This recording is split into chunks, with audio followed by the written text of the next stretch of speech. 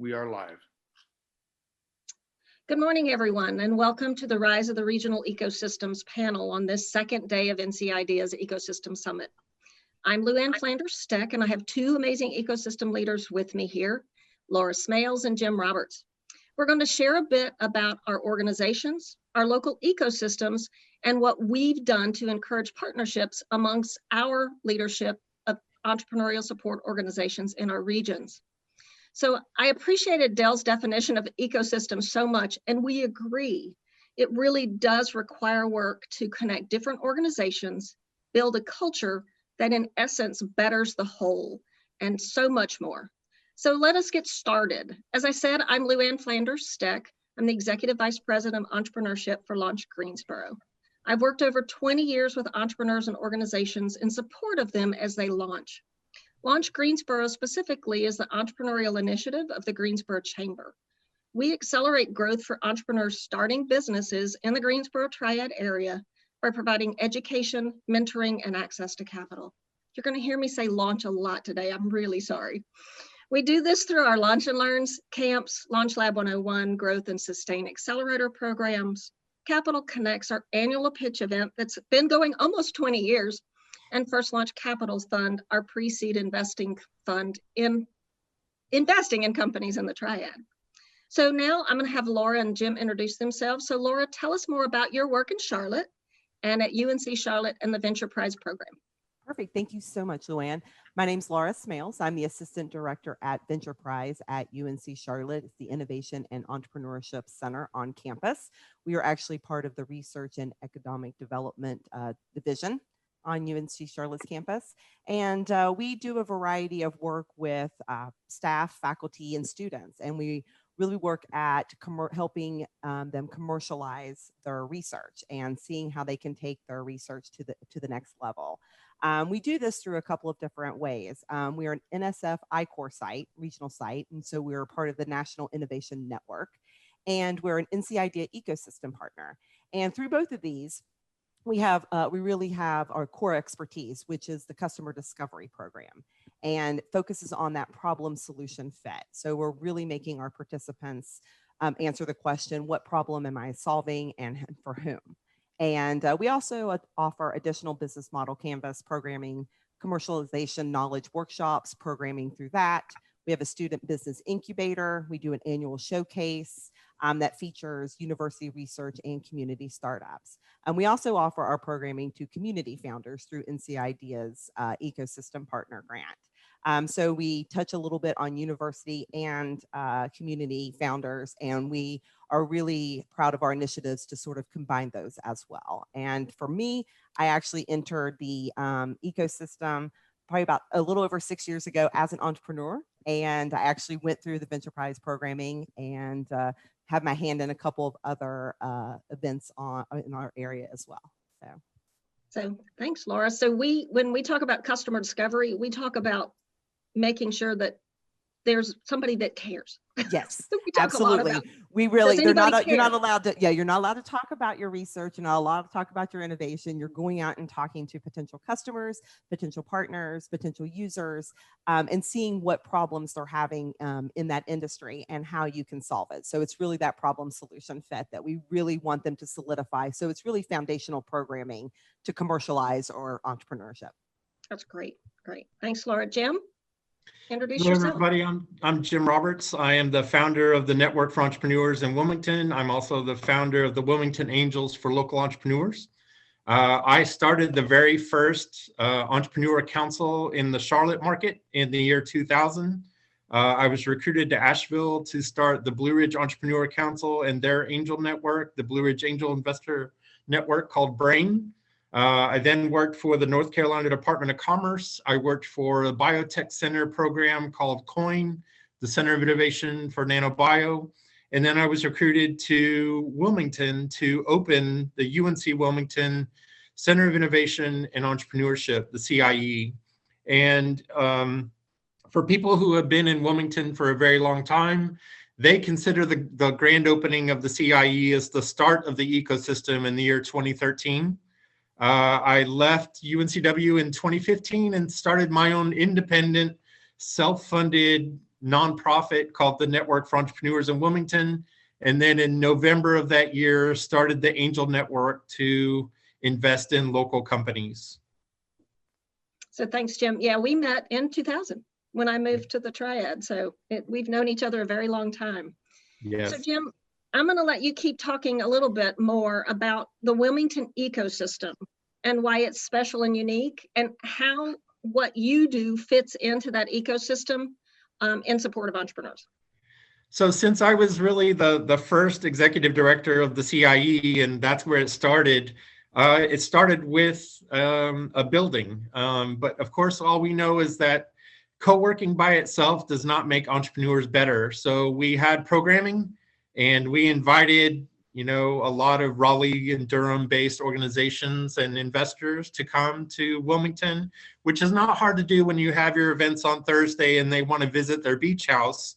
That is a big part of what we've been able to do. And I call that the coastal corridor, is that relationship between the Triangle and Wilmington. We have had our companies apply for awards. We've had companies that applied to pitch at CED. And our piece of the ecosystem at New is really, we put on, if I may say, we really put on some of the best events in the whole state. And it's filling the needs of what the entrepreneurs need to learn. And that's really the best thing that we do is our events. And we're averaging, now this is at the beach, and some of our events are in the winter, but we're averaging 155 to 250 people per event that we have. And that's a huge opportunity for entrepreneurs to meet investors, to meet potential mentors, and learn what they need to know to be better entrepreneurs that can scale their companies. And that's really our role in the ecosystem. That's great. Laura, what about Charlotte, and where does Ventureprise? We talked a little bit about you doing really that foundational work. So talk about how that fits and kind of what makes you unique. Absolutely. So I'm really proud. So I really feel like our ecosystem leaders in Charlotte, we've really worked really hard on establishing a strong network and communication to ensure that we're all aware of new programs, resources, and any issues that may be coming up, and we address them. So we have a really great line of communication, and this has really helped us establish everyone as experts in their field and their programming. So we don't have a lot of crossover and programs competing for participants. We've really been working on a more defined path for entrepreneurs. We want programs, we range from programs for innovation based and tech based, and then we also have for small businesses. So we really range and want to include all of that that's considered under that entrepreneurship umbrella. And we really want a defined outcome for each of these entrepreneurs. We know that there's different cases for each of these. So we're really working on this line that goes through. So we go through, and they have foundational programming at Ventureprise, and so they really have that problem solution fit. They started the business model canvas. We do have some programming that continues that business model canvas work, but then we also have things like Innovate Charlotte that has a mentoring program. Then we also have, QC FinTech and things like that we are able to have them go to as well. So it's sort of where we really want to establish, okay, you're beginning here, let's do a little bit more here, and then let's grow here. So we're really working really hard on doing those steps. And one of the things is, Charlotte is a tech town. We just were ranked 5th in, I think it's CompTIA's annual report, but so we have a lot of technology-based platforms and tech services and innovative business models. Mm-hmm. So, but we are seeing that rise in energy, health tech, AI, predictive analytics.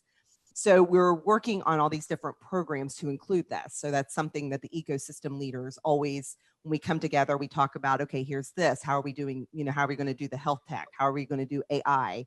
So, and then we really are trying to grow our R&D, and we're still not where we'd love to be, but that's why we're looking to strengthen from UNC Charlotte. We really are at UNC Charlotte and Ventureprise looking to build these programs that help with SBIR and STTR and all of these non-dilutive funding opportunities to help them de-risk. That's one thing that we're working really hard on doing, is de-risking those companies, because we tend to be, risk averse at times. So We are home to 3 unicorns. You know, we do have Avid Exchange, Trisata, and Red Venture. So very proud of those 3. And we are establishing some of those programs for underrepresented founders and looking at, you know, continuing to de-risk some companies as well. So it's where we just sort of work hand in hand with each other and are really trying to complement each other in our programming. And at UNC Charlotte, our main goal right now at VenturePrise is to really show how research on campus can really enhance and work with some of these community founders, and how we can spin some of these students into and have universities spin out. So we're working on focusing on that next to really strengthen that technology and all of those outlets as well. That's great. That's great, because so much of what happens, as we know in the entrepreneurial world, is spin out from existing. And we know that that's where we really want to concentrate. So that's where we're saying everybody's establishing something that they're really, you know, that they want to focus on. And that's where I really excited about our ecosystem is we've established that line of communication and this path to where we're saying, okay, we have this. So we have, I mean, we all work really well with referring each other and, hey, this may not be right for you here, but how about you go over here for, and then come back to us. So there's never a time where we just say, no, we can't help you. It's always, I'm not able to help you at this point, but why don't you go here and prove out your technology? Then you come back and we work on a pilot. Because we all have those benchmarkers, and I'm sure we'll talk more about that, but sort of where we fit and how our ecosystem is, that's where we are right now. Great. So I love pipeline builds. You'll hear me say launch a lot, and you'll hear me say pipeline build a lot if you talk to me at all. So here in Greensboro, we've been meeting over 20 years together. It's kind of cool to think about. And we really work to support each other in our programs. We attend, we share social media, we do all of those good things, but we do meet monthly and talk about everything that's going on in our ecosystem. We really like working with each other. We really think about that fit of an entrepreneur, the best place for them to go. And as I said earlier, we are kind of in that earliest stage, which is unique to our community. We really are helping entrepreneurs launch. And again, we start with our camps, which is that lean canvas methodology, product market fit, just like Laura's been talking about. So we probably have some stories we could share.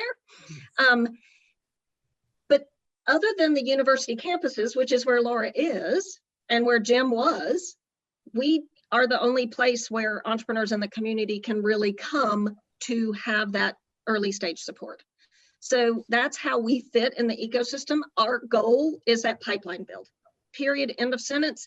We want to get them through, get them to a point of beginning to really sell so that they can be then moved to new programs that have that support structure.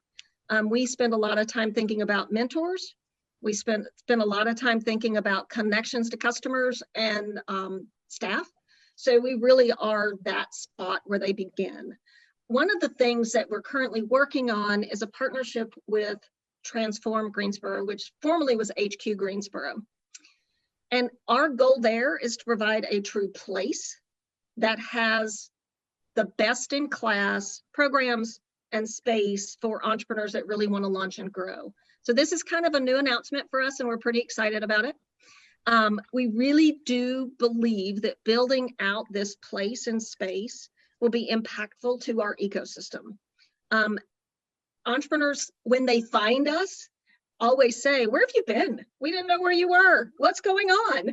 And we really believe that putting our programming in that space will be so much easier to find without losing all of our branding, but really building that partnership to develop early stage entrepreneurs so they can continue to build that pipeline and we can continue to support them.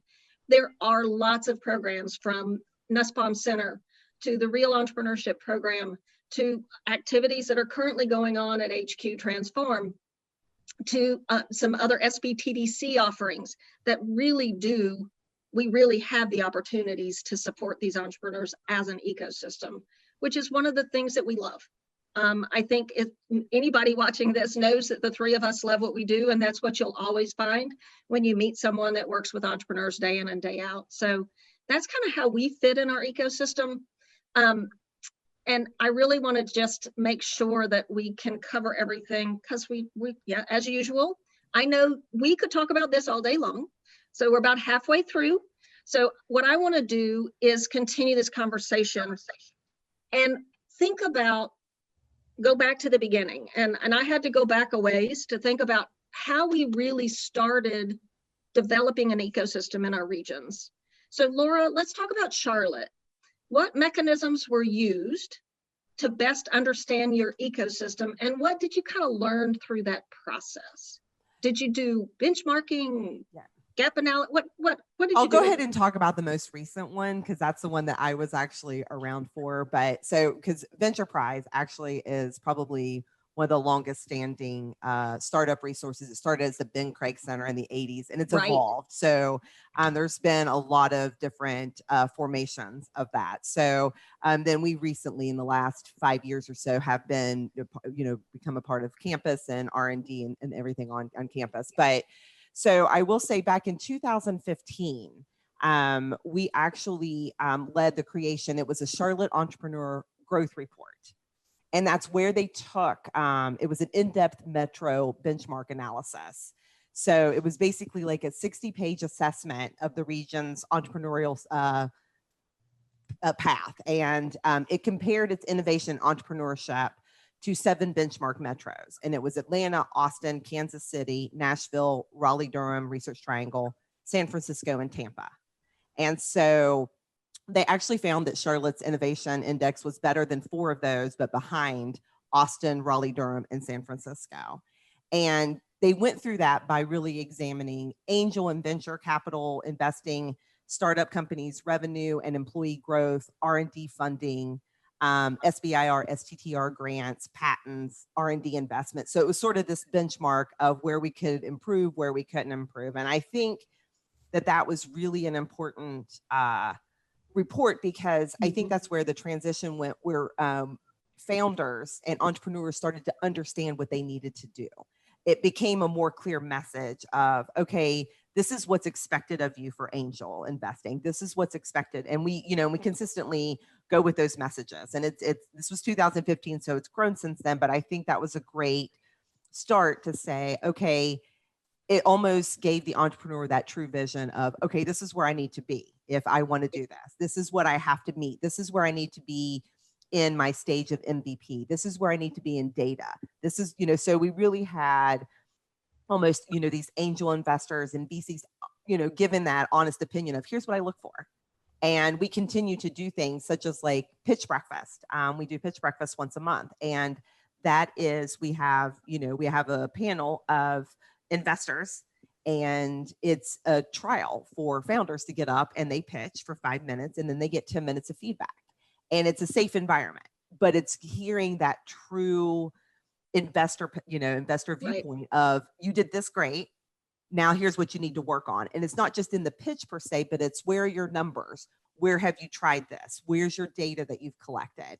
And so it's sort of that reinforcement of all these programs that we're going through. And it's sort of saying, yes, this is what we're looking for. This is where you need to be. So it's not that, frustration all the time of, why can't I get there? Why am I, because we know that's the hardest part, is getting that first initial funding and getting that off the ground. So it's sort of being transparent and, having that communication throughout our pipeline of our ecosystem leaders, but then also having these founders and these entrepreneurs understand, what this is and how that pipeline grows. So I think looking at benchmarks and having that data, it can be grueling at times, but it's honestly some of the best information you'll find, because you see where you stand.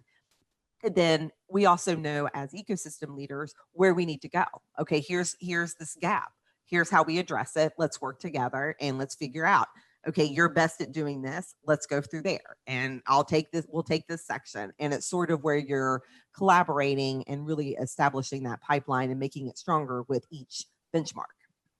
That's great. That's great. So I've mentioned this partnership with Transform, and when you said, here's what you're best at, one of the ways that we started that conversation was, you're really, really good at programming, launch. We're really, really, really good at space, HQ.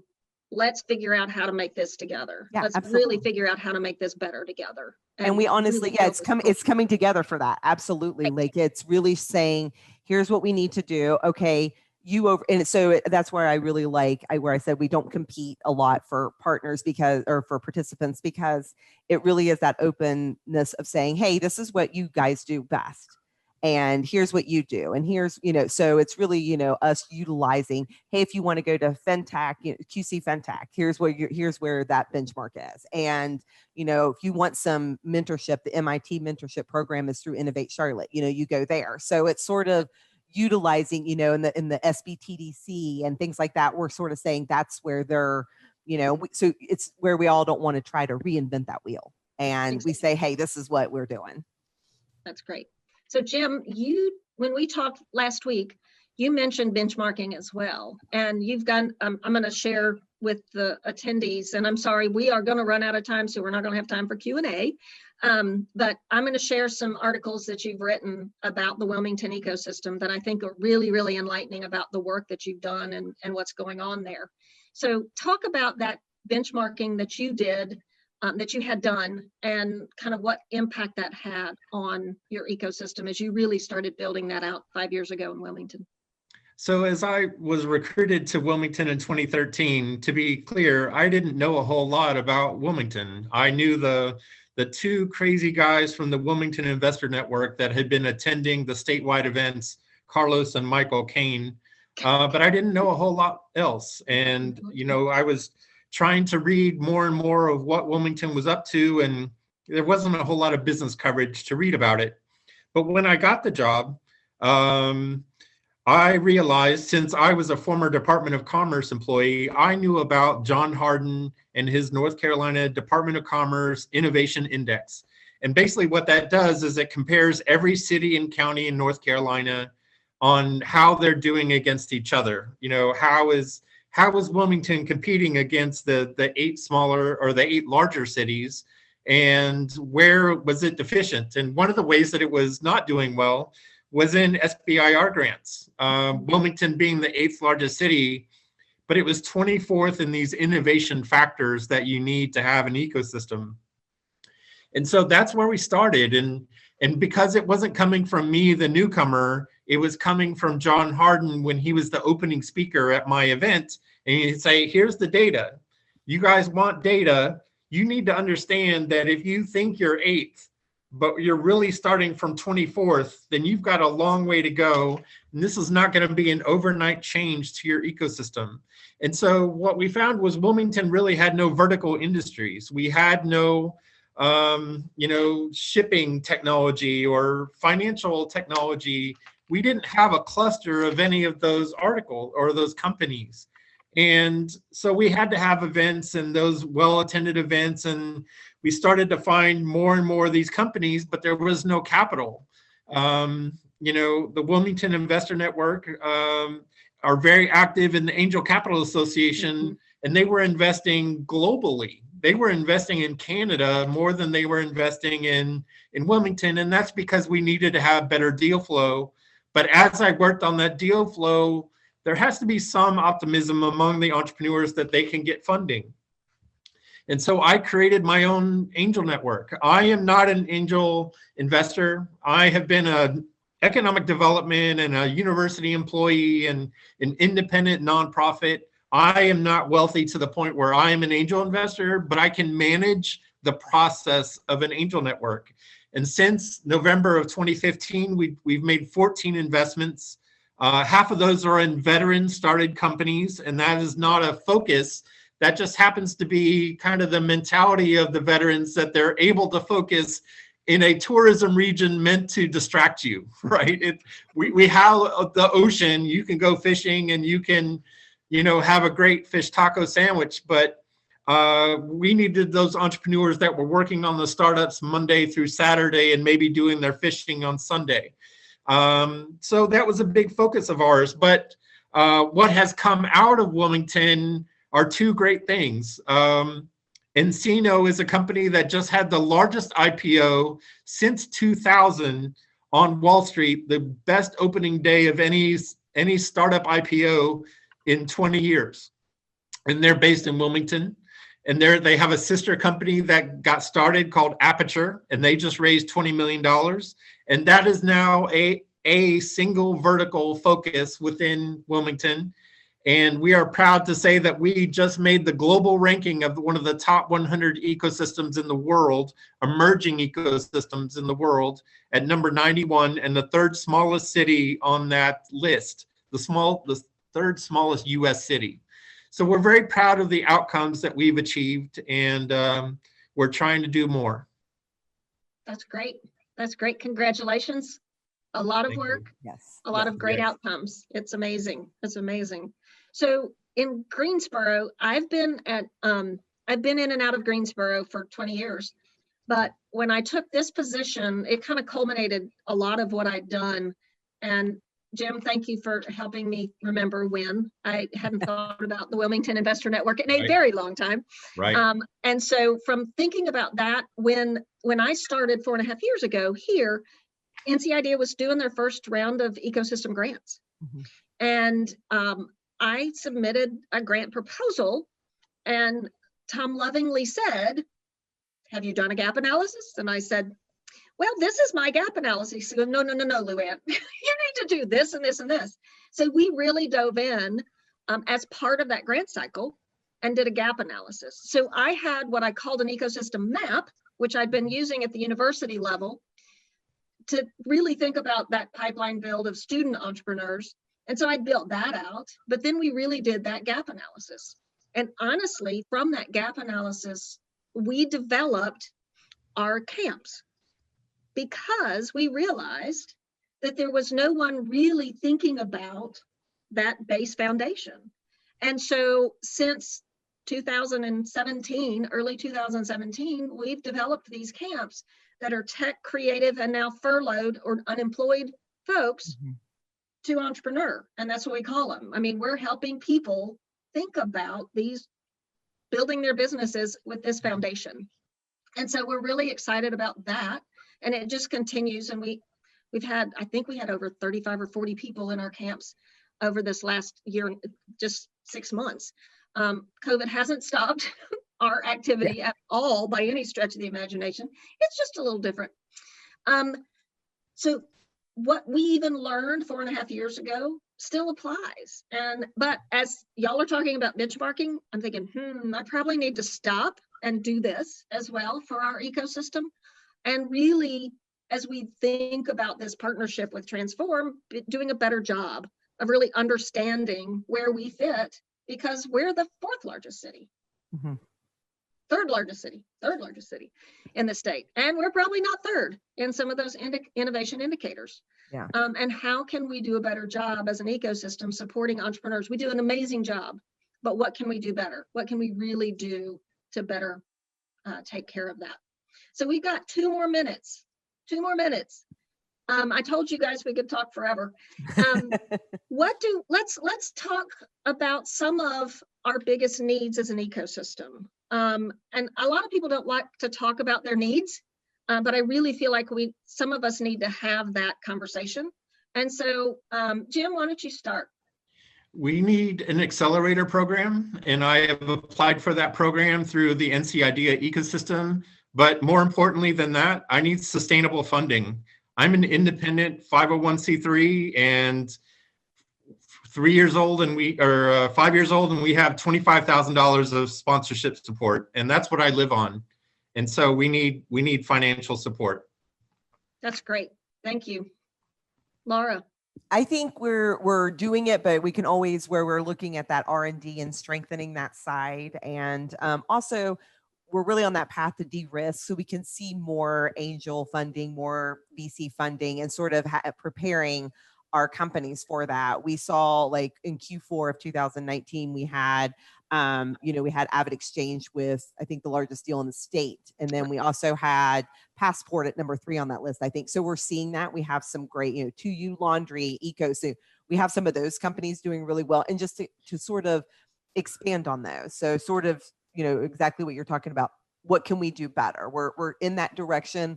Let's keep highlighting it and going. And I think, we're just keeping on that path of those 2 things. So I'm going to say for for Greensboro, I think we need to do our assessment, do some really looking at some benchmarking, but we need some mentors. And on the topic of Black and female entrepreneurs, we need some Black and female entrepreneur mentors. We've got amazing corporate support from a mentorship standpoint, but we really do need to expand that pool substantially. And so that's kind of where we sit today. I want to thank everybody. We are out of time as expected. We ran out of time. We had 3 more topics we were going to talk about, but oh well. So thank you all for joining us today. And I'm being told that I have a little more time, but that's okay. I think we're gonna wrap this up because that's where we're at. I really appreciate everybody joining us today, and thank you to NC IDEA for the opportunity to share our stories of Wilmington, Charlotte, and Greensboro and the Triad. And we look forward to the final session. Thank you, everybody. Thank you.